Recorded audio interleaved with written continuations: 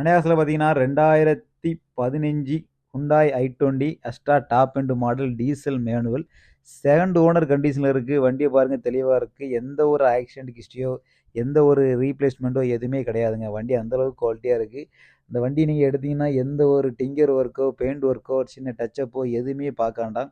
வண்டி அந்தளவுக்கு ஒரிஜினாலிட்டியாக இருக்குது. அந்தளவுக்கு வண்டியை வச்சுருந்தவங்க நீட்டாகவே வச்சுருந்துருக்காங்க.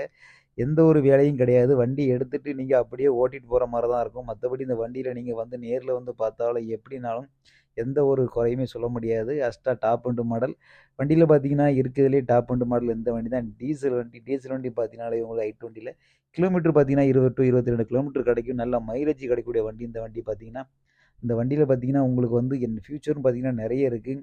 வண்டியில் பார்த்தீங்கன்னா டாப் அண்ட் மாடல்னால உங்களுக்கு புஷ் பட்டன் ஸ்டார்ட் வந்துடும். டைமண்ட் கட் அலாவில் வந்துடும். 2 ஏர் பேக் வந்துடும். கம்பெனியோடைய நல்ல குவாலிட்டியான லெதர் சீட் வந்துடும். 2 ஏர் பேக் வந்துடும். கம்பெனியோடைய ஆர்டேஜ் சிஸ்டம் வந்துடும். மற்றபடி பார்த்தீங்கன்னா எந்த சுற்றி சுற்றி பாருங்கள், எதுலேயுமே ஒரு சின்ன நகைக்கீரல் கூட கிடையாது. அந்தளவுக்கு இந்த வண்டி குவாலிட்டியாக இருக்குது. நீங்கள் ஒரு வண்டி எடுத்து ரூ.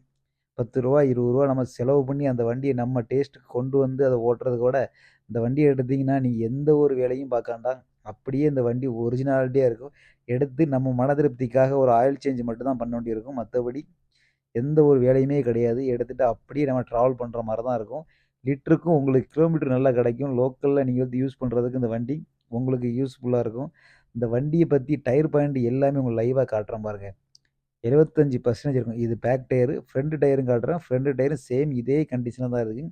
4 டயரும் பார்த்தீங்கன்னா உங்களுக்கு அதே கண்டிஷனில் இருக்குது. இன்டீரியர்லாம் பாருங்கள், நீட்டாகவே இருக்குது. சீட் கவர் முதற்கொண்டு நீட்டாகவே அடிச்சிருக்காங்க பாருங்கள். எந்த ஒரு டேமேஜோ எதுவுமே கிடையாது. அந்தளவுக்கு குவாலிட்டியாக இருக்குது. ஃப்ரண்ட்டும் சரி பேக்லேயும் சரி சேம் இதே கண்டிஷன் தான் இருக்கும். வண்டியை பற்றி விலையை பற்றி எதுவும் தகவல் தெரியுமா, கீழே நம்பர் கொடுத்துருக்கேன், கால் பண்ணுங்கள். நம்மகிட்ட லோன் அவைலபிளாக இருக்குது. தேங்க்யூ.